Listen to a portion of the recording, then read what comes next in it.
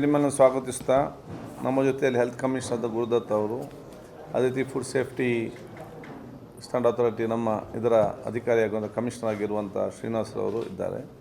ನಿಮ್ಮನ್ನು ಸ್ವಾಗತಿಸಿಕೊಂಡು ಬಹುಶಃ ನಾವು ಈಗಾಗಲೇ ಹೇಳಿದಾಗೆ ಆರೋಗ್ಯವಂತ ಸಮಾಜ ಮತ್ತು ಆರೋಗ್ಯವಂತ ಕರ್ನಾಟಕ ನಿರ್ಮಾಣ ಮಾಡೋದು ನಮ್ಮ ಹೆಲ್ತ್ ಡಿಪಾರ್ಟ್ಮೆಂಟ್ನ ಮೊದಲ ಆದ್ಯತೆ. ನಮ್ಮ ಉದ್ದೇಶ ಆಸ್ಪತ್ರೆಗಳನ್ನು ಜಾಸ್ತಿ ಕಟ್ಟೋದಲ್ಲ, ಆಸ್ಪತ್ರೆಯನ್ನು ಕಡಿಮೆ ಕಟ್ಟಿಸುವಂಥ ವಾತಾವರಣವನ್ನು ನಿರ್ಮಾಣ ಮಾಡುವಂಥದ್ದು. ಇದು ಆಗಬೇಕಾದ್ರೆ ನಾವು ರೋಗ ಬಂದ ಮೊದಲೇ ರೋಗ ಬರದ ರೀತಿ ಏನೆಲ್ಲ ಕ್ರಮ ಕೈಗೊಳ್ಳಬೇಕು, ಅದು ನಮ್ಮ ಮೊದಲ ಜವಾಬ್ದಾರಿ. ಸೊ ನಾನು ಎಲ್ಲ ಹೆತ್ತವರಿಗೆ ಮತ್ತು ಜನಸಾಮಾನ್ಯರಿಗೆ ಪ್ರತಿಯೊಬ್ಬರಿಗೆ ಹೇಳೋದಿಷ್ಟೇ, ಅವರವರ ಆರೋಗ್ಯ ಅದು ಅವರವರ ಜವಾಬ್ದಾರಿ. ಅವರವರ ಆರೋಗ್ಯ ಅವರವರ ಜವಾಬ್ದಾರಿ. ನಮ್ಮ ಹೆಲ್ತ್ ಡಿಪಾರ್ಟ್ಮೆಂಟ್ ಏನಂತ ಹೇಳಿದರೆ, ಈ ರೋಗ ಬಂದವರಿಗೆ ಮದ್ದು ಕೊಡೋದು ನಮ್ಮ ಕೆಲಸ. ಸೊ ನಿಮ್ಮ ಆರೋಗ್ಯವನ್ನು ನೀವು ಕರೆಕ್ಟಾಗಿ ನೋಡಿಕೊಂಡ್ರೆ ನಮ್ಮ ಕೆಲಸ ತುಂಬ ಕಡಿಮೆ ಆಗ್ತದೆ ಇಲ್ಲಿ ಇದಕ್ಕೆ. ಅದಕ್ಕಾಗಿ ನಾವು ಫುಡ್ ಸೇಫ್ಟಿಯನ್ನು ಆ ಡಿಪಾರ್ಟ್ಮೆಂಟ್ ಇನ್ನಷ್ಟು ಏನು ಕೆಲಸ ಮಾಡ್ತೇವೆ ಉತ್ತಮ ರೀತಿಯಲ್ಲಿ, ಅದು ಇನ್ನಷ್ಟು ಉತ್ತಮವಾಗಿ ಕೆಲಸ ಮಾಡೋ ಜೊತೆಯಲ್ಲಿ ಕೆಲವೊಂದು ಕ್ರಮವನ್ನು ತಗೊಳ್ಳಿಕ್ಕೆ ನಾವು ಇವತ್ತು ಮಾಡಿದ್ದೇವೆ. ಯಾಕೆಂದರೆ ನಾವು ಆದಷ್ಟು ರೋಗ ಬರದ ರೀತಿ ನೋಡಿಕೊಳ್ಳೋದು ನಮ್ಮೆಲ್ಲ ಜವಾಬ್ದಾರಿ ಇವತ್ತು ಆಗುವಂಥದ್ದು. ನಾವು ಏನನ್ನು ತಿಂತೇವೆ, ಬಹುತೇಕ ಎಲ್ಲ ರೋಗ ಅಲ್ಲ, ಬಹುತೇಕ ರೋಗಗಳು ನಾವು ಏನನ್ನು ಸೇವಿಸ್ತೇವೆ ಅದರ ಮೇಲೆ ಅವಲಂಬಿತರಾಗಿರ್ತದೆ. ಆದಾಗ ನಾವೀಗ ಒಂದು ಹಂತಕ್ಕೆ ಇವತ್ತು ಇದೇ ರೀತಿ ಬಿದ್ದು ಬಹುಶಃ ಕೆಲವರಿಗೆ ರೋಗ ಎಲ್ಲ ಉಂಟು, ನಾವೇನು ಕೂಡ ಮಾಡಲಿಕ್ಕೆ ಆಗೋದಿಲ್ಲ, ನಾವು ಚಿಕಿತ್ಸೆ ಕೊಡ್ತಾ ಇರ್ಬೋದು. ಸಣ್ಣ ಮಕ್ಕಳಾದರೂ ಕೂಡ ಇವತ್ತು ಆರೋಗ್ಯವಂತ ಸಮಾಜ ಇನ್ನು 10 ವರ್ಷ ಆದ ನಂತರ ಬರಬೇಕಲ್ಲ. ಆರೋಗ್ಯವಂತ ಸಮಾಜ 10 ವರ್ಷ ಆಗಿ ಬರಬೇಕಾದ್ರೆ ಇದಕ್ಕೆ ಇಂಡಸ್ಟ್ರಿಗಳು ಯಾರು ಕೂಡ ಸಪೋರ್ಟ್ ಮಾಡಲಿಕ್ಕೆ ಹೋಗೋದಿಲ್ಲ. ಯಾಕೆಂತ ಹೇಳಿದರೆ ಇವರಿಗೆ ಅನಾರೋಗ್ಯ ಆದರೆ ಮಾತ್ರ ವ್ಯಾಪಾರ, ಇಲ್ಲದ ವ್ಯಾಪಾರ ಆಗೋದಿಲ್ಲ ಇದರಲ್ಲಿ. ಆಗ ನಾವಿದರಲ್ಲಿ ಜಾಸ್ತಿ ಹೆಚ್ಚಿನ ಆಸಕ್ತಿ ಇವತ್ತು ನಾವು ವಹಿಸಿಕೊಂಡು ನಾವು ಒಂದು ಹಂತದ, ಯಾಕೆ ಬೇರೆ ಹಲವಾರು ನಾವು ತೀರ್ಮಾನ ತಗೊಂಡಿದ್ದೇವೆ. ಇದರಲ್ಲಿ ಒಂದು ತೀರ್ಮಾನ ಇವತ್ತು ನಾವೇನು ತಗೊಂಡಿದ್ದೇವೆ ಅಂತ ಹೇಳಿದರೆ, ಮೊನ್ನೆ ನಾನು ನಿಮಗೆಲ್ಲ ಹೇಳಿದಾಗೆ ಶಾಲೆಯಲ್ಲಿ ಮತ್ತು ಶಾಲೆಯ ಸುತ್ತಮುತ್ತ 50 ಮೀಟರ್ ವ್ಯಾಪ್ತಿಯಲ್ಲಿ ಯಾವುದೇ ಇವತ್ತು ಜಂಕ್ ಫುಡ್, ಆರೋಗ್ಯಕ್ಕೆ ಮಾರಕವಾಗುವಂಥ ಆ ಒಂದು ಎಲ್ಲ ಫುಡ್ಗಳನ್ನು ನಿಷೇಧಿಸುವಂಥ ಆದೇಶ ನಾವಿತ್ತು ಹೊರಡಿಸಿದ್ದೇವೆ. ಇದು ಬಹುಶಃ ಹೈ ಫ್ಯಾಟ್, ಹೆಚ್ಚಿನ ಫ್ಯಾಟ್ ಇರುವಂಥದ್ದು, ಹೈ ಶುಗರ್ ಮತ್ತು ಹೈ ಸಾಲ್ಟ್, ಈ 3 ಯಾವುದು ಇವತ್ತು ಒಳಪಟ್ಟಿರ್ತದೆ ಅದನ್ನು ಬಹುಶಃ ನಾವು ಇವತ್ತು ನಿಷೇಧಿಸಿದ್ದೇವೆ. ಯಾಕೆ ಈ ತೀರ್ಮಾನ ನಾವು ಇವತ್ತು ಮಾಡಿದ್ದೇವೆ ಅಂತ ಹೇಳಿದರೆ, ನಮ್ಮ ಕಮಿಷನರ್ ಶ್ರೀನಿವಾಸ್ ಅವರ ಆ ನೇತೃತ್ವದಲ್ಲಿ ನಾವು ನಿರ್ದೇಶನ ನೀಡಿದಂತೆ ಬೇರೆ ಬೇರೆ ಕಡೆಗೆ ಸರ್ವೆ ಮಾಡಿತ್ತು. ಸರ್ವೆ ಮಾಡುವಾಗ ಸುಮಾರು 100ಕ್ಕಿಂತಲೂ ಅಧಿಕ ಸ್ಕೂಲ್ಗಳಲ್ಲಿ, ಶಾಲೆಯಲ್ಲಿ, ಅಲ್ಲಿ ಶಾಲೆ ಒಳಗಡೆ ಕ್ಯಾಂಟೀನಲ್ಲೇ ಜಂಕ್ ಫುಡ್ಡನ್ನು ಇವತ್ತು ಕೊಡ್ತಾ ಇದ್ದಾರೆ. ಶಾಲೆಯಲ್ಲಿ ಹೊರಗೆ ಬಿಡಿ, ಸುತ್ತಮುತ್ತ ಆ ಕ್ಯಾಂಟೀನಲ್ಲಿ ಇನ್ನೊಂದಲ್ಲೆಲ್ಲ, ಮತ್ತು ಎಲ್ಲಿ ಜಾಸ್ತಿ ಫೀಸ್ ಇದೆ ಅಲ್ಲಿ ಜಾಸ್ತಿ ಅಂತದ್ದು ಕೊಡುವುದು ಇದಕ್ಕೆ. ಇದನ್ನು ಅವರು ಕೂಡ ಮನವರಿಕೆ ಮಾಡಿಟ್ಟು ಕೊಟ್ಟಿದ್ದಾರೆ. ಮತ್ತು ಇದನ್ನು ಎಲ್ಲ ಶಾಲೆಗಳಿಗೆ ಮತ್ತು ಎಲ್ಲ ಕಾಲೇಜ್ ಮತ್ತು ನಮ್ಮ ಆ ಸುತ್ತಮುತ್ತಲಿನವರಿಗೆ ಈ ಒಂದು ನಿಯಮ ತರಬೇಕಂತೇಳಿ ನಾವು ಇವತ್ತೊಂದು ಆದೇಶ ನಾವು ಇವತ್ತು ಪಾಸ್ ಮಾಡಿದ್ದೇವೆ. ಶಾಲೆ ಮತ್ತು 10th standard 2nd PUC campus, ಹೌದು, ಡಿಗ್ರಿ ನಾವು ಅದು ಮಾಡಲಿಕ್ಕೆ ಹೋಗೋದಿಲ್ಲ. ಯಾಕೆಂತ ಹೇಳಿದರೆ ಆ ವ್ಯಾಪ್ತಿಯಲ್ಲಿ ನಾವು ಕರ್ನಾಟಕ ರಾಜ್ಯನ ಒಂದು 5-10 ವರ್ಷ ಆದರೂ ಕೂಡ ಇವತ್ತು ಸುಧಾರಿಸ್ಕೊಂಡು ಹೋಗೋದು ಕೆಲಸ ಇವತ್ತು PUC ಇದರಲ್ಲಿ. ಅದಕ್ಕಾಗಿ ಬಹುಶಃ ಇವತ್ತು ಒಂದು ನಿರ್ದಿಷ್ಟವಾದ ಕಾನೂನು ವ್ಯಾಪ್ತಿಯಲ್ಲಿ ಸೆಂಟ್ರಲ್ ಆ್ಯಕ್ಟ್ ಒಳಪಟ್ಟು ಸೇರಿದಂತೆ ನಾವೊಂದು ಇವತ್ತು ರೂಲ್ಸನ್ನು ಇವತ್ತು ಜಾರಿ ಮಾಡಿ ಅದು ನಿಮ್ಮ ಮುಖಾಂತರ ನಾವು ಇವತ್ತು ಮೊದಲನೆಯಾಗಿ ಸಮಾಜಕ್ಕೆ ಅರ್ಪಿಸ್ತಿದ್ದೇವೆ. ನಾಳೆಯಿಂದ ನಾವೆಲ್ಲ ಕಡೆ ಅದನ್ನು ಕೂಡ ಅವರಿಗೆ ನಿರ್ದೇಶನ ಕೊಡ್ತಾ ಇವತ್ತಿದ್ದೇವೆ. ಇದನ್ನು ಬಹುಶಃ ನಾವು ಭಾಳ ಸ್ಟ್ರಿಕ್ಟಾಗಿ ನಾವಿವತ್ತು ಅನುಷ್ಠಾನ ಮಾಡಲಿಕ್ಕೆ ನಾವಿವತ್ತು ಯೋಜನೆ ಇವತ್ತು ಮಾಡಿದ್ದೀವಿ. ಅವ್ರು ಕಾಪಿ ಕೊಟ್ಟರಾ? ಎಲ್ಲರಿಗೂ ಕಾಪಿ ಕೊಟ್ಟಿದ್ದಾರೆ.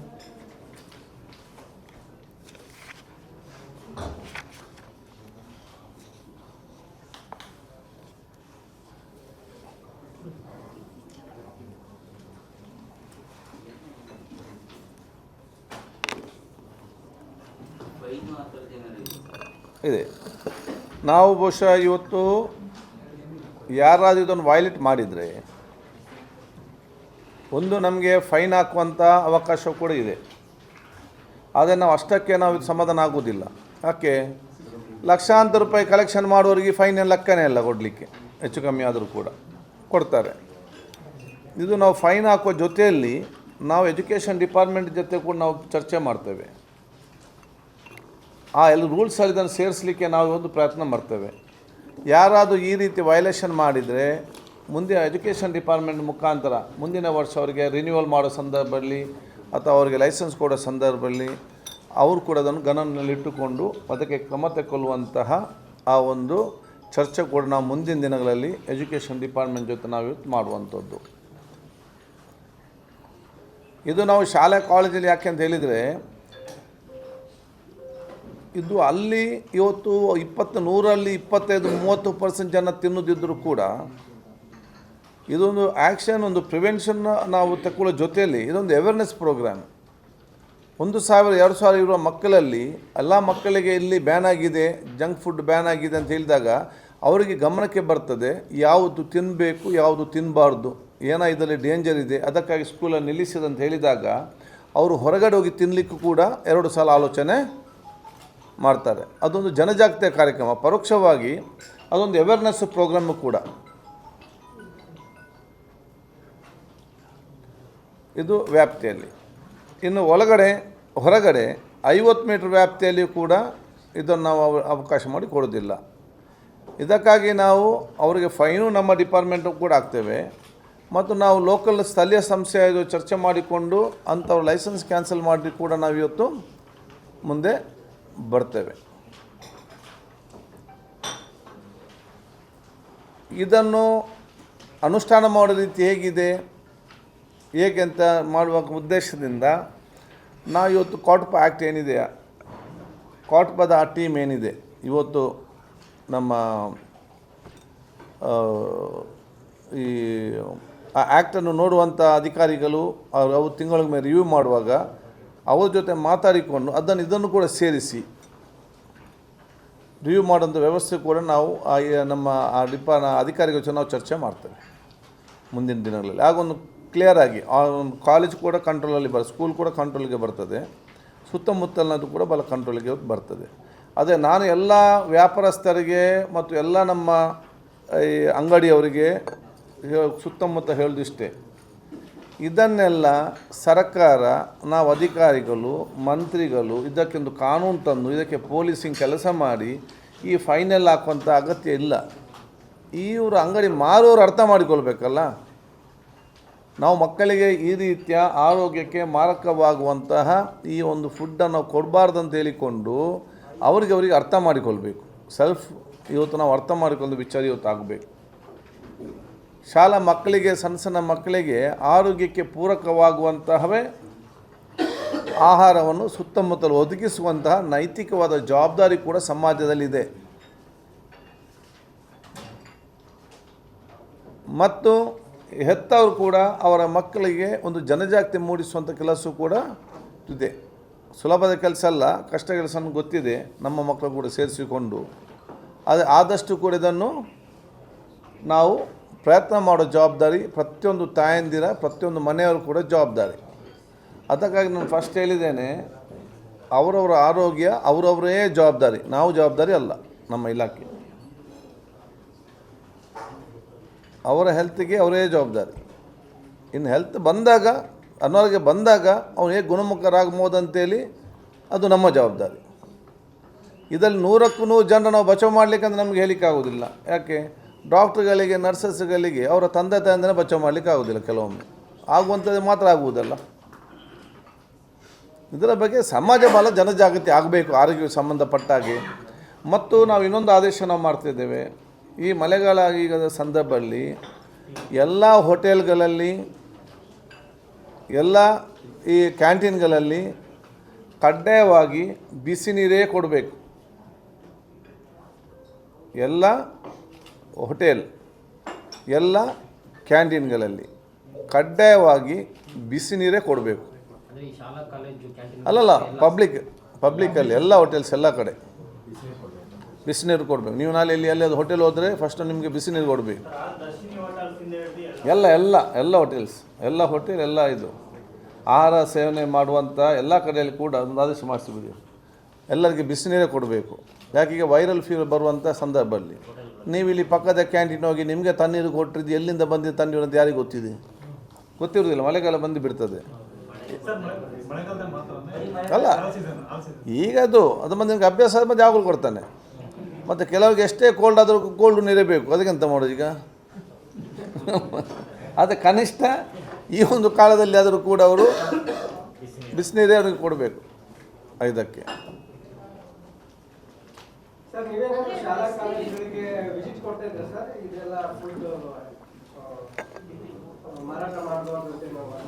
ನಮ್ಮ ಇಲಾಖೆಯ ಅಧಿಕಾರಿಗಳು ನಮ್ಮ ಶ್ರೀನಿವಾಸ್ ಕಮಿಷನರ್ ನೇತೃತ್ವದಲ್ಲಿ ಈಗಾಗಲೇ 134 ಸ್ಕೂಲ್ಗಿಂತಲೂ 34 ಸ್ಕೂಲ್ಗೆ ಅಧಿಕ ಸ್ಕೂಲ್ಗಳಿಗೆ ಈಗಾಗಲೇ ಭೇಟಿ ಕೊಟ್ಟು ಈ ವಿಚಾರ ನೋಡಿಕೊಂಡು ಇದರಲ್ಲಿ ವಿಚಾರ ಅರ್ಥ ಮಾಡಿಕೊಂಡೇ ನಾವು ಎಲ್ಲ ಆದೇಶ ಇವತ್ತು ಮಾಡಿದ್ದೇವೆ. ನಮ್ಮ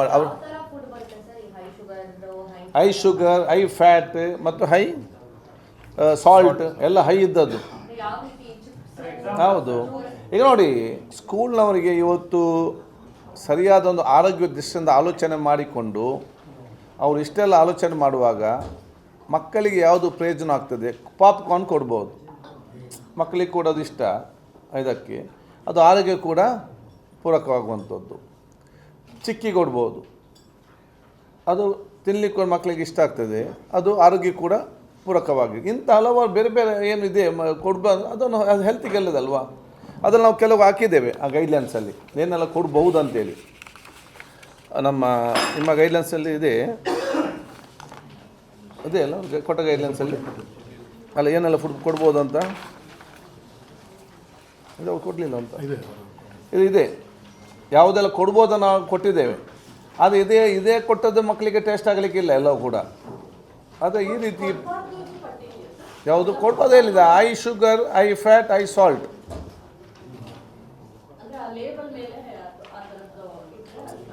ಅಲ್ಲ ಅದು ಇದ್ದದ್ದು ಯಾವುದು ಕೊಡಬಾರ್ದು. ನಾವು ಹೋಗೋ ಚೆಕ್ ಮಾಡುವಾಗ ಹೈ ಫ್ಯಾಟ್ ಇದ್ದದ್ದು, ಹೈ ಶುಗರ್ ಇದ್ದದ್ದು, ಹೈ ಸಾಲ್ಟ್ ಇದ್ದದ್ದು ಈ ರೀತಿಯ ಫುಡ್ಡು ಸಿಕ್ಕಿದ್ದು ಅವ್ರ ಮೇಲೆ ಆ್ಯಕ್ಷನ್ ತಗೊಳ್ತೇವೆ. ಇದೆಲ್ಲ ಗೈಡ್ಲೈನ್ಸ್ ಇದೆ ಅಲ್ಲ ನಮ್ಮದು. ಯಾವುದು? ಹೌದು, ಆ್ಯಡೆಡ್ ಶುಗರ್ ಅದರಲ್ಲಿ ಇರಬಾರ್ದು. ಆ್ಯಡೆಡ್ ಶುಗರ್ ಸಂಬಂಧಪಟ್ಟಾಗೆ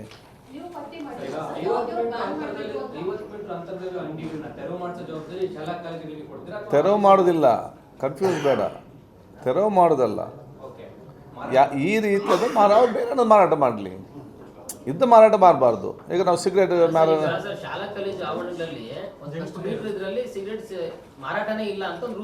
ಹೌದು ಹೌದು ಅದನ್ನೇ ಹೇಳಿದಲ್ಲ, ಈಗ ಸ್ಟಾಕ್ ಕೂಡ ಇರಬಾರ್ದು. ಹೈ ಫ್ಯಾಟ್ ಯಾವುದು ಇರಬಾರ್ದು, ಯಾಕೆ ಸ್ಟಾಕ್ ಇಡಬೇಕು?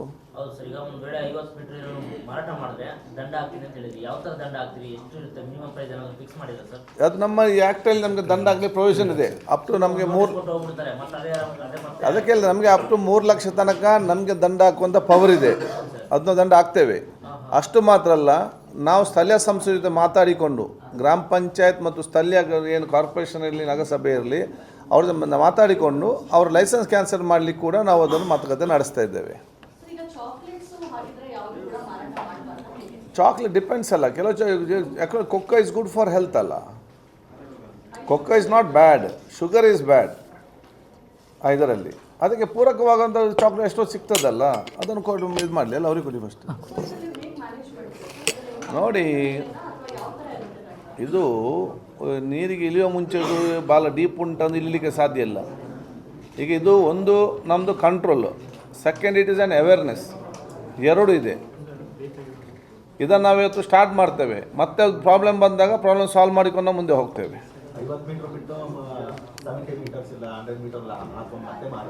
ಯಾವುದು? ಅದೇ ನಾನು ಹೇಳಿದಲ್ಲ ನೋಡಿ, ಈಗ 50 ಮೀಟರ್ ನಾವು ತಿನ್ನಬಾರ್ದು ಅಂತ ನನಗೆ ಗೊತ್ತಿದ್ದಾಗ ನಾನು ಹೋಗಿ 70 ಮೀಟರ್ ಹೋಗಿ ತಿಂತೇನೆ ಅಂತ ಹೇಳಿದೆ, ಇವನಿಗೆ ನಾನೇನು ಮಾಡಲಿಕ್ಕೆ ಸಾಧ್ಯ? ನೀವು ಸ್ವರ್ಗಕ್ಕೆ ಹೋಗಿ ಅಂತ ಹೇಳ್ಬೋದು, ಇಲ್ಲ ನಾನು ನರಕಕ್ಕೆ ಹೋಗ್ತೇನೆ ಅಂತೆಲ್ಲ ಹೋಗಲಿ, ನಾವೆಂತ ಮಾಡೋದು ಇಲ್ಲಿ? ನಮಗೆ ಮಾಡಲಿಕ್ಕೆ ಸಾಧ್ಯ ಉಂಟಾ? ನಾವು ಯಾರು ಹೋಗಲಿಕ್ಕೆ ಬೇಡ ಅವರಿಗೆ ಅದು ನಾವು ಮಾಡ್ತೇವಪ್ಪ, ಅಲ್ವಾ?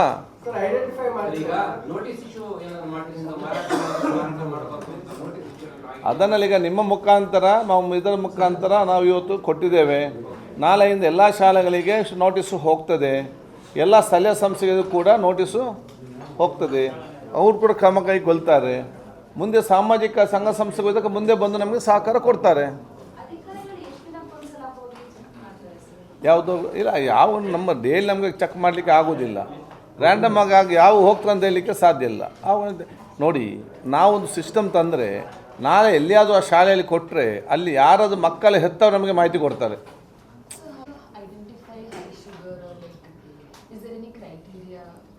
It is no added sugar shouldn't be there.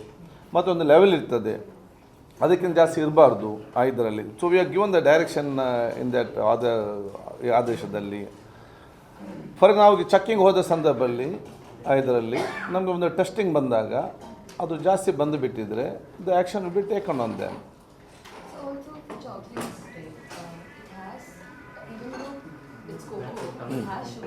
Yeah, you shouldn't. If you add sugar, sugar will be there. So, what about the chocolates? Would you be excluding few chocolates?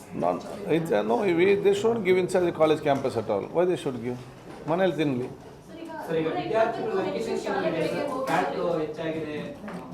ಇಲ್ಲ ಅದು ಇದೆ. ಮತ್ತು ನಮ್ಮ ಫುಡ್ ಆ್ಯಂಡ್ ಸೇಫ್ಟಿ ಡಿಪಾರ್ಟ್ಮೆಂಟಲ್ಲಿ ಇಲ್ಲ, ನಮ್ಮ RBSK school they go for the ಇದು ಏನು ಪ್ರತಿಯೊಂದು ಸ್ಕೂಲಿಗೆ ಹೋಗಿ ಚೆಕ್ ಮಾಡ್ತಾರೆ. Then will get the details. 34ಕ್ಕಿಂತ ಹೆಚ್ಚು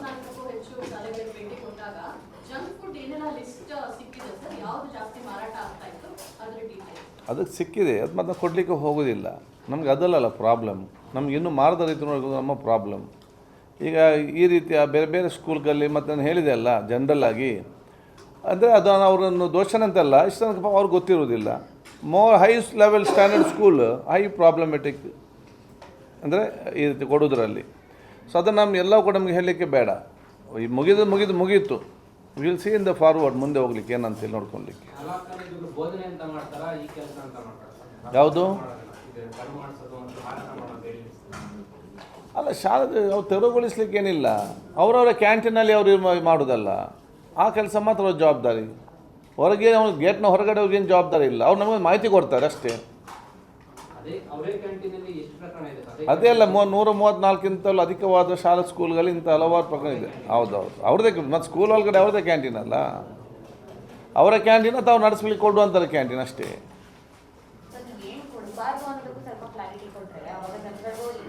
ಸರ್, ಈಗ ಮೇಲ್ನೋಟಕ್ಕೆ ಸರ್, ಈಗ ಹೋದ್ಮೇಲೆ ಕುರ್ಕುರೆನೋ, ಚಿಪ್ಸು, ಲೇಸು, ಇನ್ನೇನಾದರೂ ಚಾಕ್ಲೇಟ್, ಬಿಸ್ಕೆಟ್ಗಳು, ಪ್ಯಾಕೇಜಿಂಗ್ ಇಲ್ಲದೆ ಇರತಕ್ಕಂಥ ಬಿಸ್ಕೆಟ್ಗಳು, ಆ ಥರದ್ದು ಏನಾದರೂ ಪರ್ಟಿಕ್ಯುಲರ್ ಆಗಿ ಹೇಳಿದ್ರೆ ನೋಡ, ಒಂದು ತಿಂಗಳು ಒಂದು ಪ್ರೆಸ್ ಕಾಲ್ ಮಾಡ್ತೇನೆ, ಅವಾಗ ಅದಕ್ಕೆಲ್ಲ ಮಾಹಿತಿ ಕೊಡ್ತೇನೆ ನಾನು.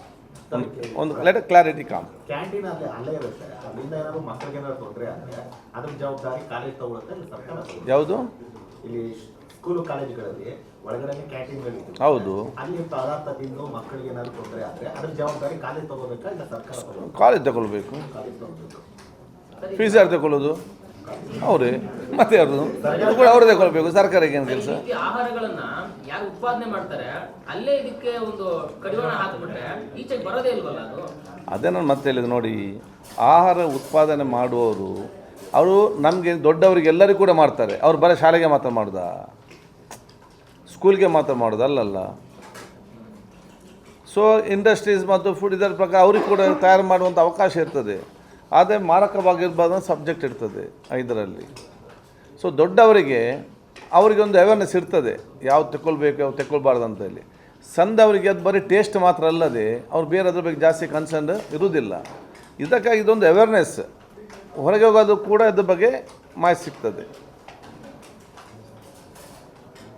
ಆದ ಕಾರಣ ಇದು ಈ ಒಂದೇ ಹೆಜ್ಜೆ ಇಡೀ ಸಿಸ್ಟಮನ್ನೇ ಬದಲಾವಣೆ ಮಾಡ್ತಾ ಅಂತ ಹೇಳುವುದಲ್ಲ. ಅದು ಒಂದು ಹಂತಕ್ಕೆ ಜನರಿಗೆ ಒಂದು ಜಾಗೃತಿ ಬರ್ತದೆ, ಮಕ್ಕಳಿಗೆ ಸ್ವಲ್ಪ ಕಂಟ್ರೋಲ್ ಮಾಡ್ತಾರೆ ಇದರಲ್ಲಿ. ಮುಂದೆ ಅವರು ಕೂಡ ಬೇರೆ ಕಡೆ ಹೊರಗೆ ಹೋದಾಗ ಮಕ್ಕಳನ್ನ ಕರ್ಕೊಂಡು ಹೋದಾಗ ಅವರೇ ಕೂಡ ರಿಸಿಸ್ಟ್ ಮಾಡ್ತಾರೆ, ಬೇಡಪ್ಪ ತಿನ್ನಬಾರ್ದು ಅಂತೇಳಿ. ಮಕ್ಕಳಿಗೆ ಕೂಡ ಏನಾಗ್ತದೆ, ಇದು ನಾವು ತಿನ್ನಬಾರ್ದು ಶಾಲೆಯಲ್ಲಿ ಬ್ಯಾನ್ ಮಾಡಿದೆ ಅಂತ ಹೇಳಿದಾಗ ಅವ್ರು ಹೊರಗೆ ಕೂಡ ಹೋಗಿ ತಿನ್ನೋದು ಕಡಿಮೆ ಆಗ್ತದೆ. 100% ಕಡಿಮೆ ಆಗ್ತದಲ್ಲ, ಸ್ವಲ್ಪ ಮಟ್ಟಿಗಾದರೂ ಕೂಡ ಕಡಿಮೆ ಆಗ್ತದೆ. ಆದರೆ ಮಕ್ಕಳ ಆರೋಗ್ಯ ಅವರ ತಂದೆ ತಾಯಂದಿರ ಕೈಯಲ್ಲಿದೆ ಇದರಲ್ಲಿ. ಫಸ್ಟ್ ನಿಮ್ಮ ಮುಖಾಂತರ ಮಾಡೋದು, ಮತ್ತೆ ಈಗ ಟೀಚರ್ ಮುಖಾಂತರ ಮಾಡೋದು. ಈಗ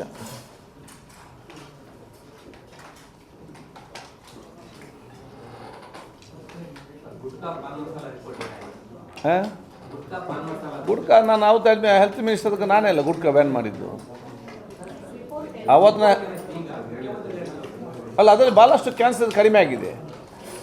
ಅದು ರಿಪೋರ್ಟ್ ಕೊಡ್ತೇನೆ ನಾನು. ಭಾಳಷ್ಟು ಕ್ಯಾನ್ಸರ್ ಇದು ಸಿಕ್ನೆಸ್ ಕಡಿಮೆ ಆಗಿದೆ ಅವತ್ತು ಬ್ಯಾನ್ ಮಾಡಿದ ನಂತರ.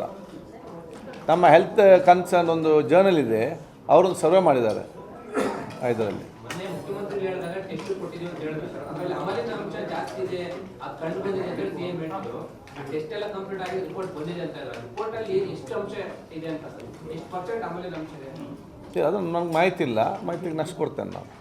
ಸರ್ 210 FSO ಉದ್ಯೋಗಗಳು ಖಾಲಿ ಇದೆ ಅಂತ ಹೇಳ್ಬಿಟ್ಟು ಆಸ್ಪಿರೆಂಟ್ಸ್ ನೋಟಿಫಿಕೇಶನ್ ಇದೆ ಅಂತ ಹೇಳ್ತಾರೆ. ಫಿಲ್ ಮಾಡಲೇಬೇಕಲ್ಲ, ಈಗ ಎಲ್ಲ ಕೂಡ ಕೊರತೆ ಇದೆ ಮಂತ್ರಿಗಳನ್ನು ಸೇರಿಸಿಕೊಂಡು. ನಾವೀಗ ನೀವು 210 ಹೇಳಿದ್ರಿ, ಅದರಲ್ಲಿ 84ಕ್ಕೆ ನಾವು ಜಿಯೋ ಮಾಡಿದ್ದೇವೆ. ಗೌರ್ಮೆಂಟ್ ನೇಮಕಾತಿ ಮಾಡಲಿಕ್ಕೆ ವಿಲ್ ಫಿಲ್ ಇಟ್ ಅಪ್. ಆ ಸಿಸ್ಟಮ್ ಚೇಂಜ್ ಮಾಡಬೇಕೀಗ. ನಾವು ಹೆಲ್ತ್ ಡಿಪಾರ್ಟ್ಮೆಂಟ್ ನಾವು ಎಷ್ಟು ಇವತ್ತು ಹೆಲ್ತ್ಗೆ ಸಂಬಂಧಪಟ್ಟಾಗೆ ನಾವು ವಿಶೇಷವಾದ ಕಾಳಜಿ, ಆಸಕ್ತಿ, ಪ್ರೋತ್ಸಾಹ ಕೊಡ್ತೇವೆ, ಅಷ್ಟೇ ಇವತ್ತು ಫುಡ್ ಸೇಫ್ಟಿ ಕೂಡ ಅದರ ಬಗ್ಗೆ ಕಾಳಜಿ ವಹಿಸಿಕೊಂಡು ಅದಕ್ಕೆ ಬೇಕಾದ ವ್ಯವಸ್ಥೆ ಮಾಡಿಕೊಂಡು ಲ್ಯಾಬನ್ನು ಅಪ್ಡೇಟ್ ಮಾಡಿಕೊಳ್ಳುವಂಥದ್ದು. ಇನ್ನು ಪ್ರೈವೇಟ್ ಬೇಕಾದ ಅವರ ಸಹಕಾರ ತಗೊಂಡು ಒಂದು ಸಿಸ್ಟಮ್ ಮಾಡ್ತೇವೆ. ಮತ್ತು ಬರೀ ಫುಡ್ ಸೇಫ್ಟಿ ನಾವಿನ್ನು ಮೆಡಿಕಲ್ ಏನು ನಮ್ಮ ಡ್ರಗ್ಸಿಗೆ ಏನು ಟೆಂಡರ್ ಬರ್ತಾರೆ ಅವರು ಕೂಡ ಟೆಸ್ಟ್ ಮಾಡಿಸ್ತೇವೆ ಫಸ್ಟಿಗೆ ಕಂಪನಿಗೆ ಹೋಗಿ, ಫಸ್ಟ್ ಓನ್ಲಿ. ಈಗ 7,000 ಕಾಲೇಜು ವಿದ್ಯಾರ್ಥಿಗಳಲ್ಲಿ HIV ಅನ್ನೋದು ಭಾರಿ ಸುದ್ದಿ ನೋಡಿ, ಅಂತ ಯಾವುದೇ ವಿಚಾರ ಇಲ್ಲ. ಕೆಲವೊಂದು ಮಾಹಿತಿಯ ಕೊರತೆಯಿಂದಾಗಿ ಈ ವಿಚಾರ ಆಗಿದೆ. ಇವತ್ತು ನ್ಯಾಕೋ ಸಂಸ್ಥೆಯವರು ನಮ್ಮಲ್ಲಿರುವಂತಹ ಈಗ ಚಿಕಿತ್ಸೆ ಪಡೆಯುವಂತಹ ಆ ಒಂದು ಅಧಿಕೃತವಾಗಿ ನಮ್ಮಲ್ಲಿರುವಂಥ ಟೆಸ್ಟ್ ಮಾಡಿದ್ದು ಮತ್ತು ಅದಕ್ಕೆ ಔಷಧ ತೆಗೆಲಿರುವಂಥದ್ದು 18,000 ಜನ. ಅದು ಹಿಂದಿಂದಲೂ ಕೂಡ ಈಗ ಇರುವವರು ಇದಕ್ಕೆ. ಅದನ್ನು ಹೆಲ್ತ್ ಡಿಪಾರ್ಟ್ಮೆಂಟ್ ಮಾನಿಟರ್ ಮಾಡ್ತಾ ಇದೆ. ಅದೇ ನಮಗಿರೋ ಅದರಲ್ಲಿ ನಾವು 11,000 ಆಲ್ರೆಡಿ ನಮ್ಮ ಸ್ವಚ್ಛ ಎಂಬ ಏನು ಆ್ಯಪ್ ಇದೆಯಲ್ಲ ಅದನ್ನು ನಾವು ಅಪ್ಡೇಟ್ ಮಾಡಿದ್ದೇವೆ ಕಂಪ್ಲೀಟ್. ಇನ್ನೂ 15,000 ಅಪ್ಡೇಟ್ ಮಾಡ್ತಾ ಇದ್ದೇವೆ. ಯಾಕೆ? ಅದು ಆ ಡಾಕ್ಟ್ರ್ ಹತ್ರ ಹೋಗಬೇಕು, ಮಾಹಿತಿ ಪಡ್ಕೊಳ್ಳೋದು, ಅದು ಕೆಲಸ ಇದೆ. ಇದು ನಮ್ಮ ರಾಜ್ಯದ ಒಂದು ಮಾಹಿತಿ. ಸೆಂಟ್ರಲ್ ನಾವು ನ್ಯಾಷನಲ್ ಏಡ್ಸ್ ಕಂಟ್ರೋಲಿಂಗ್ ನಮ್ಮ ಏನು ಇದಿದೆ ಅಲ್ಲ, ಅಲ್ಲಿಂದ ಅವರೊಂದು ಲೆಕ್ಕಾಚಾರದಲ್ಲಿ ಅವರೊಂದು ರೇಷೋ ಪ್ರಕಾರ ಲೆಕ್ಕ ಮಾಡ್ತಾರೆ. ಟೋಟಲಿ ಇಷ್ಟು ಲಕ್ಷ ಕೋಟಿ ಜನ ಇದ್ದರೆ ಹೀಗೆ, ಇಷ್ಟು ಕೋಟಿ ಜನ ಹೀಗೆ ಅಂತ ಆ ಒಂದು ಲೆಕ್ಕಾಚಾರದಲ್ಲಿ ಅವರೇನು ಕೊಟ್ಟಿದ್ದಾರೆ ಇಲ್ಲಿ. ಸೊ ನಮಗೆ ಸಾಧಾರಣ ಇನ್ನೂ ಈ ರೀತಿಯ ಸಾವಿರಾರು ಜನಸಂಖ್ಯೆ ಇದೆ ಅಂತೇಳಿ ಅವರೊಂದು ಮಾಹಿತಿ ಕೊಟ್ಟಿದ್ದಾರೆ. ಅದಕ್ಕಾಗಿ ಅಲ್ಲಿ ಅವೇರ್ನೆಸ್ ಕ್ಯಾಂಪ್ ಮಾಡಬೇಕು. ಅದಕ್ಕಾಗಿ ನಮ್ಮದೇನಿದೆ ಅಂದರೆ ಇದಕ್ಕೆ ನಾವು ಅವೇರ್ನೆಸ್ ಕ್ಯಾಂಪ್ ಮಾಡುವಂಥದ್ದು. ಇದರಲ್ಲಿ ಅವೇರ್ನೆಸ್ ಮತ್ತು ಕಡ್ಡಾಯವಾಗಿ ಎಲ್ಲಿ ಕೂಡ ಟೆಸ್ಟಿಂಗ್ ಎಲ್ಲಿ ಕೂಡ ಮಾಡಲಿಕ್ಕೆ ಆಗೋದು ಕೂಡ ಇಲ್ಲ. ನಾವು ಕಡ್ಡಾಯ 2 ಕಡೆ ಮಾಡುವಂಥದ್ದು. ಒಂದು ಹೆರಿಗೆ ಆಗುವ ಸಂದರ್ಭದಲ್ಲಿ ತಾಯಿದು, ಯಾಕೆ ತಾಯಿಯಿಂದ ನಾಳೆ ಮಕ್ಕಳಿಗೆ ಅದು ಸ್ಪ್ರೆಡ್ ಆಗಬಾರ್ದು ಅಂತ ಹೇಳಿಕೊಂಡು. 2ನೇದು ಬ್ಲಡ್ ಡೊನೇಷನ್ ಮಾಡುವಾಗ ಕೊಡುವಂಥದ್ದು. ಇದಿರುವಂಥದ್ದು. ಇದಕ್ಕೆ ಡೀಟೇಲ್ ಆಗಿ ನಾನು ಇನ್ನೊಂದು ಕೆಶಪ್ ಸಂಬಂಧಪಟ್ಟಾಗೆ ನಾವೊಂದು ಪ್ರೆಸ್ ಮಾಡ್ತೇನೆ ನೆಕ್ಸ್ಟ್ ವೀಕಲ್ಲಿ. ಆವಾಗ ಈ ಡೀಟೇಲ್ಸ್ ಅದರ ಮುಖಾಂತರ ನಾನು ಕೊಡ್ತೇನೆ.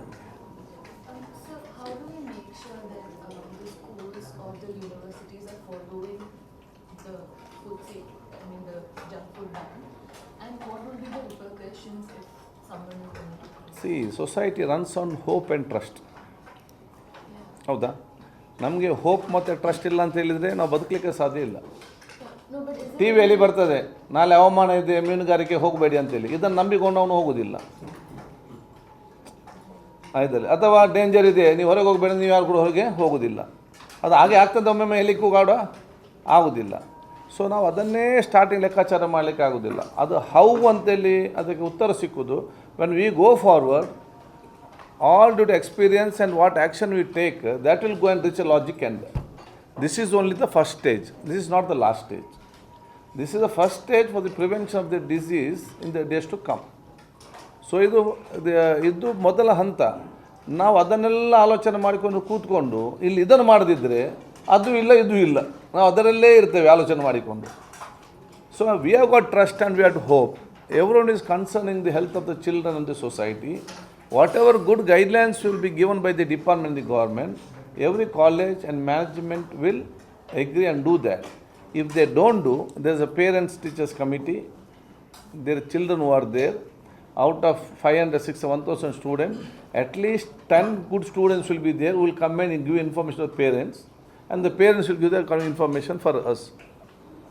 And randomly, our daily officers can't go daily. Once in a while, our officers also will go because we are limited. Cool drinks ಕೂಡ ಇದ್ರಲ್ಲಿ ಆಡ್ ಆಗಿರುತ್ತೆ ಸರ್. ಯಾವುದು? ಕೋಕು, ಮಿರಿಂಡಾ ಅಂತವೆಲ್ಲ. ಅದು ನಾವು ಕನ್ಸಿಡರ್ ಮಾಡ್ತಾ ಇದ್ದೇವೆ ಇದರಲ್ಲಿ.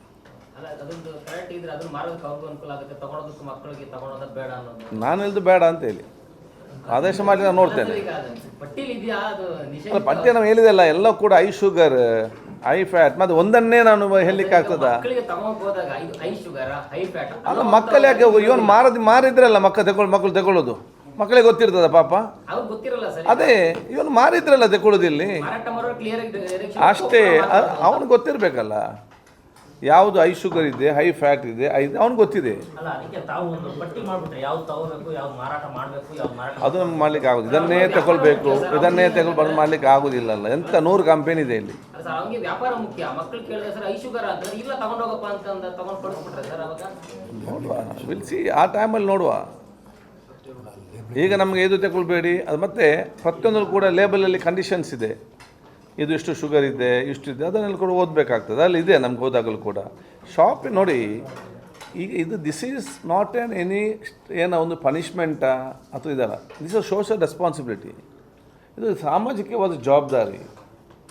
ಆದ ಕಾರಣ ಇವರಿಗೇನು ಮಕ್ಕಳಿಗೆ ಆರೋಗ್ಯಪೂರ್ವಕವಾದ ತಿಂಡಿ ಮತ್ತು ಆಹಾರ ಕೊಟ್ಟರೆ ಇವರಿಗೇನು ಲಾಸ್ ಇದೆ ಅಂತ ಅಲ್ವಾ?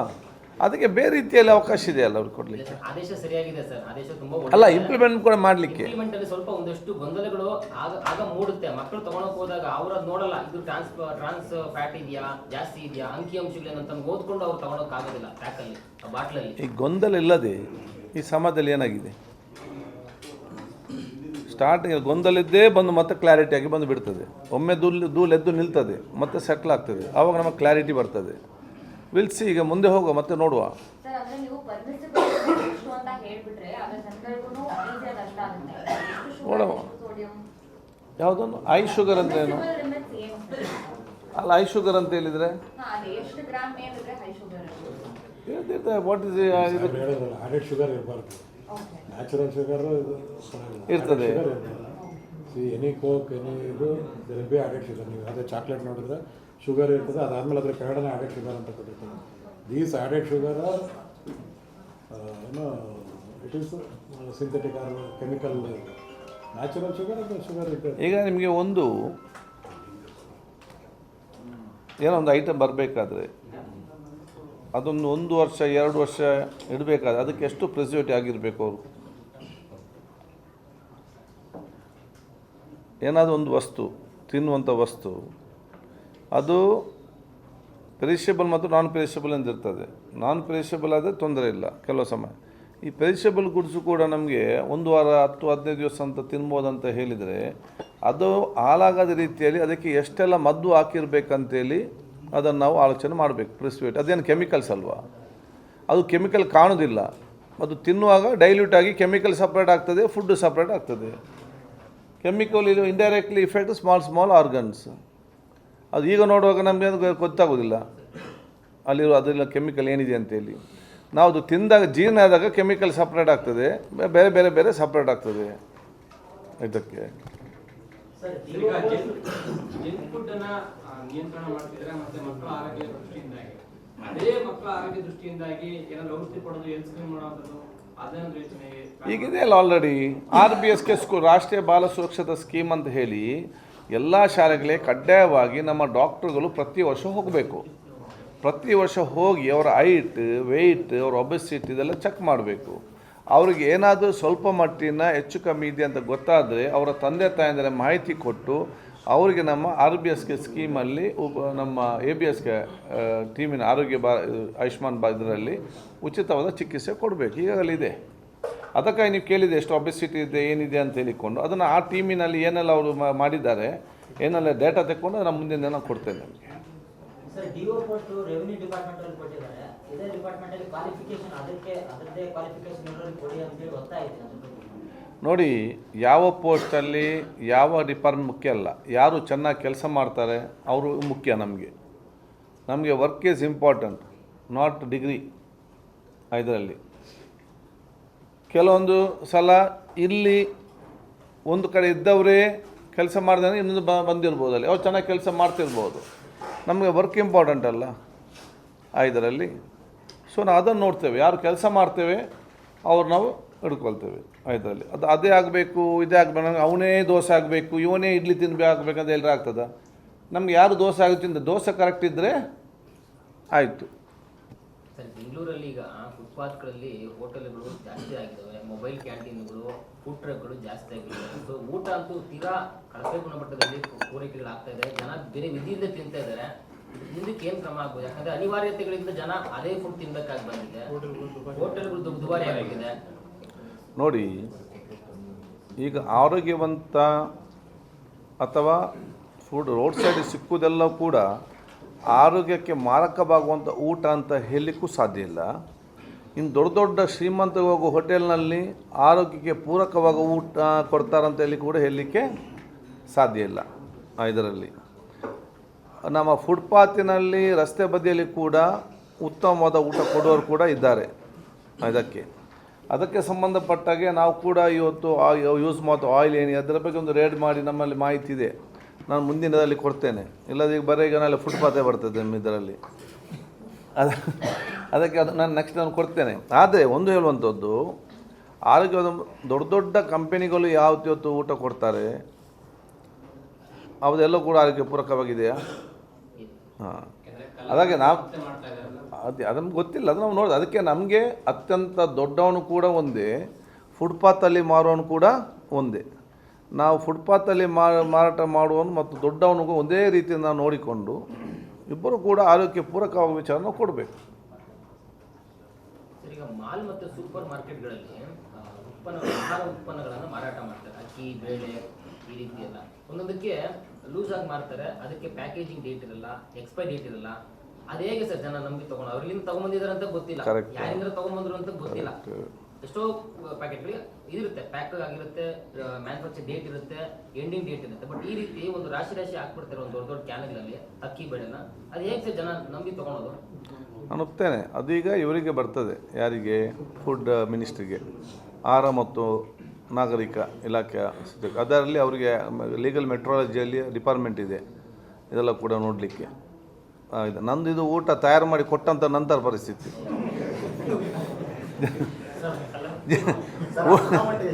ಊಟ ತಯಾರಾಗೋ ಮುಂಚೆ ಅವ್ರದ್ದು, ಅದಕ್ಕಿಂತ ಮುಂಚೆ ಗದ್ದೆಯಲ್ಲಿ ಏನಾಗ್ತದೆ ನೋಡಿಕೊಳ್ಳೋದು ಅಗ್ರಿಕಲ್ಚರ್ ಡಿಪಾರ್ಟ್ಮೆಂಟ್ ಪರಿಸ್ಥಿತಿ. ಗದ್ದೆಯಿಂದ ಬಂದು ತಯಾರಾಗಿ ಇಲ್ಲಿಗೆ ಮುಟ್ಟುವಾಗ ಅವನು ಅಲ್ಲಿ ಬಂದು ಹೋಟೆಲ್ಗೆ ತಯಾರು ಮಾಡಿದ ನಂತರ ನಮ್ಮದು ಫುಡ್ ಸೇಫ್ಟಿ. ಯಾವುದು ಅಲ್ಲ, ಅದೇ ಊಟ ಮಾಡುವಾಗ ನಮ್ಮದು ಪ್ರಿವೆನ್ಷನ್ ತಯಾರು ಮಾಡಬೇಕು ಅಂತೇಳಿ. ಇವರು ಪ್ರಶ್ನೆ ಕರೆಕ್ಟ್ ಇದೆ, ಯಾಕೆ ನಾನು ಕೂಡ ಫುಡ್ ಮಿನಿಸ್ಟರ್ ಆಗಿದ್ದವನು. ನಾನಾಗ ಸೂಪರ್ ರೇಟ್ ಮಾಡಿಕೊಂಡು ನಾನೊಂದು ಉದಾಹರಣೆಗೆ ಮಾತ್ರ, ಇದಕ್ಕೆಲ್ಲ ಜಸ್ಟ್ ಟೆಲ್ಲಿಂಗ್ ಆಗಿದ್ದಾಗ ಬೇಳೆಗೆ ತುಂಬ ರೇಟ್ ಸಡನ್ನಾಗಿ 300 ರೂಪಾಯಿ. ಇದು ಇಂಡಿಯಾದಲ್ಲಿ, ಇಲ್ಲಿ ಮಾತ್ರ ಅಲ್ಲ. ಹಾಗೆಂತ ಅದು good secretary also was there. ನಾವಾಗಿ ಮೋರ್ ಅನ್ನು ರೇಡ್ ಮಾಡಿದ್ದೆವು. ಅಲ್ಲಿ ಏನಿತ್ತು, ಒಂದು ಮಾರ್ಕೆಟ್ ಪ್ರೈಸ್ 300, ಡಿಸ್ಕೌಂಟ್ 200 ಅಂತ. ನಮ್ಮಲ್ಲಿ ಕಾನೂನು ಏನಿದೆ, ಒಮ್ಮೆ MRP ಹಾಕಿದರೆ ಅವ್ನು ಡಿಸ್ಕೌಂಟ್ ಅಂತ ಕೊಡಲಿಕ್ಕಿಲ್ಲ. ನಾವು ಕೇಳಿದೆ, 300 ರೂಪಾಯಿ ಸಿಕ್ಕುವ ನೀವು ಹೇಗೆ 100 ರೂಪಾಯಿ ಲಾಸಲ್ಲಿ ಕೊಡ್ತಾನೆ ಇವನು 200 ರೂಪಾಯಿ. ಈಗ 300 ರೂಪಾಯಿಯನ್ನು 200 ರೂಪಾಯಿ ಕೊಡಬೇಕು ತಲೆಗಟ್ಟಿದೆ ಅವನಿಗೆ ಲಾಸಲ್ಲಿ ಕೊಡಲಿಕ್ಕೆ. ಇಲ್ಲಿ ಮತ್ತು ಎಲ್ಲ ಕಡೆ 300 ನಡೀತಾ ಇತ್ತು ಅದಕ್ಕೆ ನಾವು ನೆಕ್ಸ್ಟ್ ಡೇ ಎಲ್ಲ ಈ ಬೇಳೆಯನ್ನು ಬೆಳೀತಾರಲ್ಲ ಹೋಲ್ಸೇಲ್ ಡೀಲರ್ಸ್, ಅವನ್ನೆಲ್ಲ ಕೂಡ ಕರೆಸಿದ್ದೆವು APMC ಮುಖಾಂತರ. ಒಂದು 100 ಜನ, ಅದೊಂದು ಅಸೋಸಿಯೇಷನ್ ಅಧ್ಯಕ್ಷ ಇದ್ದಾರೆ. ಅವ್ರದ್ದು ಕೇಳಿದಾಗ, ಚರ್ಚೆ ಮಾಡಿದಾಗ they agree to give at 120, 220, 230 ಏನಿತ್ತು ಶಾಪಿನಲ್ಲಿ ಕೊಡೋದು. ಈ ಹೋಲ್ಸೇಲಲ್ಲಿ ಇವರು ನಮಗೆ 120 ಕೊಡಲಿಕ್ಕೆ ರೆಡಿ ಇದ್ದಾರೆ. ನಾವೇನು ಮಾಡಿದ್ದೇವೆ ಅಂತ ಹೇಳಿದರೆ, ಎಲ್ಲ ಜಿಲ್ಲಾ ಮಟ್ಟದ APMCಯಲ್ಲಿ, ಎಲ್ಲ ತಾಲೂಕು ಮಟ್ಟದ APMCಯಲ್ಲಿ ನಾವು ಒಂದು ಔಟ್ಲೆಟ್ ಓಪನ್ ಮಾಡಿದ್ದೆವು. ನಾವು ಈಗ ಉದ್ಘಾಟನೆ ಮಾಡಿದ್ದು ಇಲ್ಲಿ ಯಶವಂತಪುರ ನಮ್ಮ APMC ವಾರ್ಡಲ್ಲಿ. ಅಲ್ಲಿ ಒಂದು ನಾವು ಮಾಡಿಕೊಂಡು, ಇನ್ನು ಮುಂದಕ್ಕೆ ಯಾರಾದರೂ ಕೂಡ ಬೇಲೆ ಬೇಕಾದರೆ ತಾಲೂಕು APMCಯಲ್ಲಿ ಬನ್ನಿ, 120 ರೂಪಾಯಿ ಕೊಡ್ತೇವೆ ಅಂತೇಳಿ ಅಡ್ವರ್ಟೈಸ್ಮೆಂಟ್ ಹಾಕಿದ್ದೆವು. ಮರುದಿವಸ ಸಣ್ಣ ಸಣ್ಣ ಅಂಗಡಿಯವರು ಜನರೆಲ್ಲ ಕೂಡ ಅಲ್ಲಿಗೆ ಬಂದರು. ಸೂಪರ್ ಮಾರ್ಕೆಟ್ ದೊಡ್ಡ ದೊಡ್ಡ ಅಂಗಡಿ ಯಾರು ಹೋಗಲಿಲ್ಲ. 3 ದಿವಸದಲ್ಲಿ ಏನಾಯಿತು ಗೊತ್ತುಂಟಾ? ಸೂಪರ್ ಮಾರ್ಕೆಟ್ 100 ರೂಪಾಯಿ ಕೊಡಲಿಕ್ಕೆ ಸ್ಟಾರ್ಟ್ ಮಾಡಿದರು ಇವರು. ಆ ಕೃತಕ ಮಾರ್ಕೆಟನ್ನು ಏನು ತಯಾರು ಮಾಡ್ತಿದ್ದಾರಾ ಅದಲ್ಲಿ ಬ್ರೇಕ್ ಆಗ್ತದೆ. ನನಗೆ ಎಕಾನಮಿಕ್ಸ್ ಟೈಮ್ ನಾವು ಡೆಲ್ಲಿಯಿಂದ ಫೋನ್ ಮಾಡಿದ್ರು. ಆಗ ಇನ್ನು ಹೇಗೆ ಇಷ್ಟು ಬೇಗ ಅದನ್ನು ಕಂಟ್ರೋಲ್ ಮಾಡಲಿಕ್ಕೆ ಈ ರೀತಿ ಆಯಿತು ಅಂತೇಳಿ. ಸೊ ಅದು ಆ ಫುಡ್ ಡಿಪಾರ್ಟ್ಮೆಂಟಲ್ಲಿ ಇತ್ತು ಆವಾಗ. ಸರ್, ಈಗ ಮನೆಯಲ್ಲಿ ಮಾಡುವಂಥ ಆಹಾರಕ್ಕೆ ಬಿಟ್ಟು 50 ಜನನೋ 100 ಜನ ಮೇಲೆ 500 ಜನನೋ 1000 ಜನ ಎಲ್ಲೋ ಒಂದು ಕಡೆ ಕಾರ್ಯಕ್ರಮದಲ್ಲಿ ಊಟ ಮಾಡ್ತಾರೆ ಅಂತಂದ್ರೆ ಅದಕ್ಕೆ FSSAI ಕಡ್ಡಾಯವಾಗಿ ಇರಬೇಕಾ? ಅನುಮತಿ ತಗೊಳ್ಬೇಕಾ? ಹೌದು, ತಗೊಳ್ಬೇಕಲ್ಲ. ಇದುವರೆಗೂ ಅಲ್ಲ, ಅದು ನಮ್ಮ ವ್ಯಾಪ್ತಿ. ಕೇಟ್ರಿಂಗ್ಗೆ ಅಡುಗೆ ಮಾಡೋನು ಕೇಟ್ರಿಂಗ್ ನಮಗೆ ಬರ್ತದೆ. ಇವರು ಹೇಳ್ತಾರೆ ಅಡುಗೆ ಮಾಡೋನು ಕೂಡ ಬರ್ತಾರೆ ಅಂತೇಳಿ. ಬಟ್ ಇಟ್ ಕಮ್ಸ್ ಕೇಟ್ರಿಂಗ್ ಬಂದೇ ಬರ್ತದೆ. ಯಾರು ಕೇಟರಿಂಗ್ ಕೊಟ್ಮೇಲೆ ಅದು ಮೊದಲೇ ಅಧಿಕಾರಿಗಳು FSSAI ಅಧಿಕಾರಿಗಳು ನೋಡ್ತಾರೆ ಸರ್, ಹೇಗೆ ಮಾಡ್ತಾರೆ ನೋಡ್ತಾ ನಮಗೆ ಪ್ರತಿಯೊಂದಿಗೂ ನೋಡ್ಲಿಕ್ಕೆ ಆಗ್ತದ. ನಮಗೆ ರ್ಯಾಂಡಮ್ ಆಗಿ ಚೆಕ್ ಮಾಡ್ಬೋದು ಇದರಲ್ಲಿ. ಮತ್ತು ಅದಕ್ಕೆ ಕ್ಯಾಟ್ರಿಂಗಲ್ಲಿ ಆರ್ಡ್ರ್ ಅವ್ರು ಕೊಡ್ತಾರೆ, ಅವ್ನು ಸ್ವಲ್ಪ ನೋಡಿಕೊಳ್ಬೇಕಲ್ಲ ಯಾವ ರೀತಿ ಇರ್ತದೆ ಅಂತ ಹೇಳಿಕೊಂಡು. ನಮಗೆ ಪ್ರತಿಯೊಂದು ಕೂಡ ಇಲ್ಲಿ ಇಷ್ಟು 1000 ಕ್ಯಾಟ್ರಿಂಗ್ ನಡೀತದೆ, ಪ್ರತಿಯೊಂದು ಕೂಡ ನಮಗೆ ಅಧಿಕಾರಿಗಳು ಕೂತ್ಕೊಳ್ಳಿಕ್ಕೆ ಆಗ್ತದಾ? ಸರ್, ಯಾಕೆ ಹೇಳಿದ್ರೆ ಅಂದ್ರೆ ಇತ್ತೀಚೆಗೆ ದೇವಸ್ಥಾನಗಳಲ್ಲೂ ಕೂಡ ಒಂದು ಆಹಾರದಲ್ಲಿ ವಿಷ ಆಗಿ ಅದು ಕೂಡ ಸಾಕಷ್ಟು ಜನ ಸಾವನ್ನಪ್ಪಿದ್ರು. ಹೊಸಕೋಟೆಯಲ್ಲಿ ಆಗಿರ್ಬೋದು, ಸುಮಾರು ಕಡೆಗಳಲ್ಲಿ ಅವಾಗಲೂ ಕೂಡ ಇಶ್ಯೂ ಆಯ್ತು. ಈ ರೀತಿ ದೊಡ್ಡ ದೊಡ್ಡ ಸಾಮೂಹಿಕವಾಗಿ ಅನ್ನದಾನಗಳು ಮಾಡಬೇಕಾದ್ರೆ ಕೆಲವು ಸಣ್ಣ ಪುಟ್ಟ ಪ್ರಮಾದಗಳಾದ್ರೆ ಜೀವ ಬಿಡುವಂತರು ಅಮಾಯಕರಾಗಿರ್ತಾರೆ. ಇದಕ್ಕೆ ಸರಿ ನೋಡಿ, ಮುನ್ನೆಚ್ಚರಿಕೆ ಬೇಕಲ್ಲ ಸರ್? ಈಗ ಆಕಸ್ಮಿಕವಾಗಿ ಒಂದೊಂದು ಸಂದರ್ಭದಲ್ಲಿ ಆಗೋದು ಬೇರೆ, ಔಟ್ ಬ್ರೇಕ್. ಡೈಲಿ ಈ ರೀತಿ ಕೊಡೋದು ಬೇರೆ. ಈಗ ಇಷ್ಟು ವರ್ಷ ಬೆಲೆ ಚೆನ್ನಾಗಿ ಕೊಟ್ಟರು, ಊಟ ಮಾಡಿದ್ರೆ ಗಟ್ಟಿಮುಟ್ಟಾಗಿದ್ದಾರೆ ಅಲ್ವಾ? ಏನಾದರೂ ಹೆಚ್ಚು ಕಮ್ಮಿ ಒಂದು ದಿವಸ ಆದ ತಕ್ಷಣ ಎಲ್ಲ ದಿವಸ ಸರಿ ಇಲ್ಲ ಅಂತ ಹೇಳಲಿಕ್ಕೆ ಆಗ್ತದಾ? ಅದು ಏನೋ ಅಕಸ್ಮಾತ್ ಏನಾಗಿ ಒಂದು ಬೇಕು ಒಂದು ಕಾರಣದಿಂದ ಆಗಿದೆ. ಅದಕ್ಕೂ ಮತ್ತು ಇದಕ್ಕೆ ಕನೆಕ್ಷನ್ ಮಾಡಲಿಕ್ಕೆ ಆಗೋದಿಲ್ಲ. ಅವತ್ತು ಏನಾಗಿದೆ ಅದಕ್ಕೆ ಅವತ್ತೇ ಸಂದರ್ಭದಲ್ಲಿ ಅಲ್ಲಿ ಅವತ್ತು ಆ್ಯಕ್ಷನ್ ಆಗ್ತದೆ ಇದರಲ್ಲಿ. ಇದು ಈ ಡೈಲಿ ಫುಡ್ ಕೊಡುವಂಥದ್ದು ಇದು ಕೊಡೋದು ಬೇರೆ ವಿಚಾರ. ಆಹಾರ ಪದಾರ್ಥಗಳನ್ನ ಗುಣಮಟ್ಟವಾಗಿದೆಯಾ, ಗುಣಮಟ್ಟವಾಗಿಲ್ಲ, ತಿನ್ನೋಕ್ಕೆ ಯೋಗ್ಯತೆ ಇಲ್ಲ ಅಂತ ಚೆಕ್ ಮಾಡ್ತೀರಿ. ಬೆಂಗಳೂರಿನಲ್ಲಿ ಸಾಕಷ್ಟು ಫುಟ್ಪಾತಿಂದ ಹಿಡಿದು 5 ಸ್ಟಾರ್ ಹೋಟ್ಲುಗಳಲ್ಲಿ ಸಾಕಷ್ಟು ಈ ಎಣ್ಣೆ ಕರಿಯೋಕ್ಕೆ, ಕಬಾಬ್ ಆಗಿರ್ಬೋದು, ಚಿಪ್ಸ್ ಆಗಿರ್ಬೋದು, ಪಾಮ್ ಆಯಿಲ್, ಈ ರೀತಿ ಸಾಕಷ್ಟು ಎಣ್ಣೆಗಳನ್ನ ಬೇರೆ ಬೇರೆ ರೀತಿಯಲ್ಲಿ ಬಳಕೆ ಮಾಡ್ತಿದ್ದಾರೆ ಸರ್. ಯಾಕೆ ಎಣ್ಣೆ ಟೆಸ್ಟ್ ಮಾಡೋಕ್ಕಾಗಿಲ್ಲ? ಇಲ್ಲ ಇಂಥ ಎಣ್ಣೆನೇ ಬಳಸಬೇಕು, ಇಂಥ ಯಾಕೆ ನೋಟಿಸ್ ಹಾಕ್ಬಾರ್ದು ಹೋಟೆಲ್? ಈ ಥರ ಎಣ್ಣೆ ಯಾಕೆ ಟೆಸ್ಟ್ ಮಾಡಲ್ಲ ಸರ್? ಮಾಡುವ, ನಿಮ್ಮ ಸರಿಯಾಗಿ ಕನ್ಸಿಡರ್ ಮಾಡುವ. ಇನ್ನು ಮುಂದಕ್ಕೆ ಮಾಡ್ತೇನೆ. ಓಕೆ, ಸಜ್ ಕೊಟ್ಟಿದ್ದೀರಿ, ದ್ಯಾಟ್ ನಮ್ಮ ಹತ್ರ ಇದೆ ಮಾಹಿತಿ. ನಾನು ನೆಕ್ಸ್ಟ್ ಕೊಡ್ತೇನೆ ಅದನ್ನು. ಇಲ್ಲದ ನಾಳೆ ಬರೀ ಎಣ್ಣೆ ಬಂದು ಬಿಟ್ಟು ನಾನು ಎಂತ ಮಾಡೋದು? ನೀವು ಇಲ್ಲಿ ನೀವೆಲ್ಲ ಕೊಟ್ಟ ಕೆಲವೊಂದು ಪ್ರಶ್ನೆಗಳಿಗೆ ನಮ್ಮಲ್ಲಿ ಉತ್ತರ ಇದೆ, ಮಾಹಿತಿ ಕೂಡ ಇದೆ. ಇನ್ನೊಂದು ಪ್ರೆಸ್ ಕಾನ್ಫರೆನ್ಸ್ ಮಾಡಿ ಆ ಮಾಹಿತಿ ಕೊಡ್ತೇನೆ. ಇಲ್ಲ ನಾನು ನೀವು ಪೇಪರಲ್ಲಿ ಎಣ್ಣೆ ಬರೆದ್ರೆ ನನ್ನ ಇದೆಲ್ಲಿ ಹೋಗ್ತದೆ ಈಗ ಫುಡ್ ಇದು.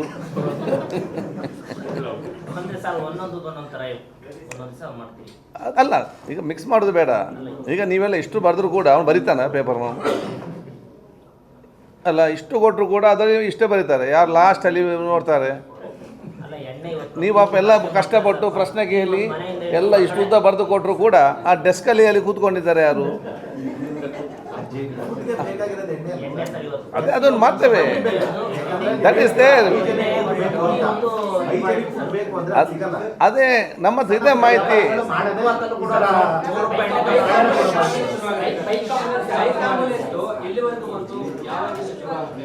ನೆಕ್ಸ್ಟ್ ಪ್ರೆಸ್ ಕಾನ್ಫರೆನ್ಸಲ್ಲಿ ಹೇಳ್ತೇನೆ ವಿಷಯವನ್ನು.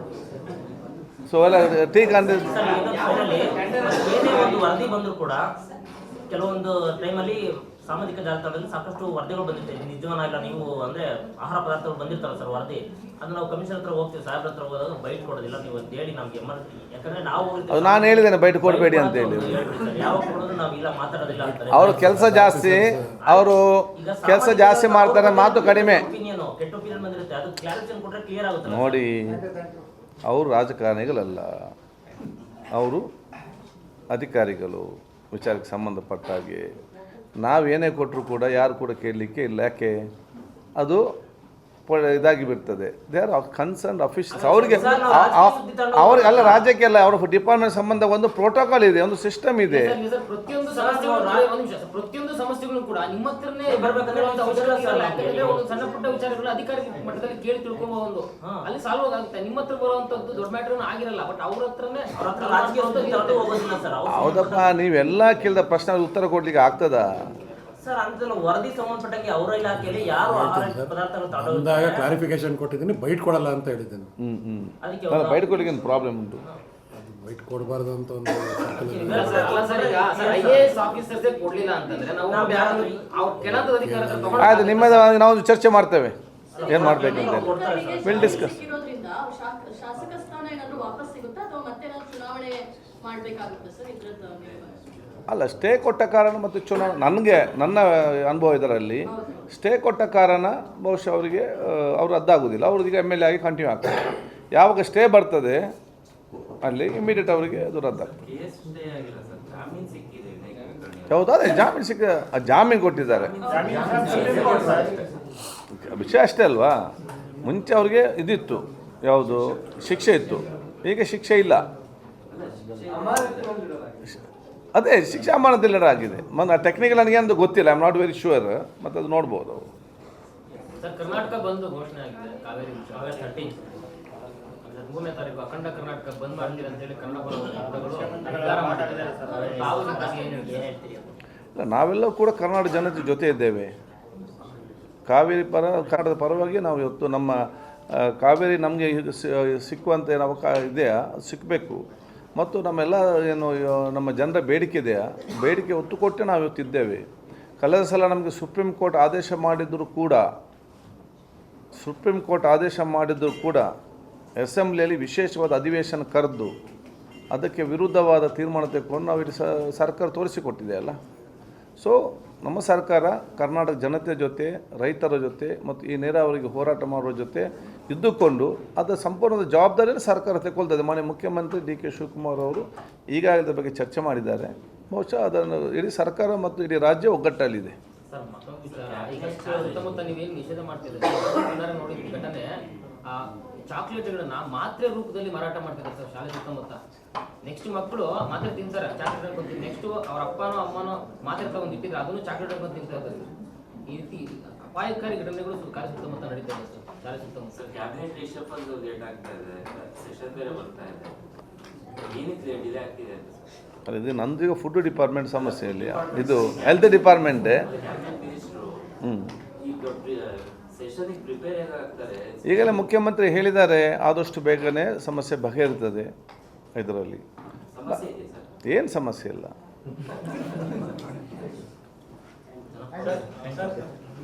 ಈಗ ಬಗ್ಗೆ ಹೇಳಿ ಸ್ವಲ್ಪ, ಅದೀಗ ಕೆಮಿಕಲ್ ಬಳಸಿ ಒಂದಷ್ಟು ಹಣ್ಣುಗಳು ಹಣ್ಣಾಗಿರ್ತವೆ, ಆ ರೀತಿಯಾದಂತಹ ಪದಾರ್ಥಗಳು ಮಾಡ್ಬೋದು. ಯಾವುದು ಕೆಮಿಕಲ್ ಬಳಸಿ ಹಣ್ಣಾಗಿರ್ತವೆ, ಈ ಮಾವಿನ ಹಣ್ಣು ಇರ್ಬೋದು,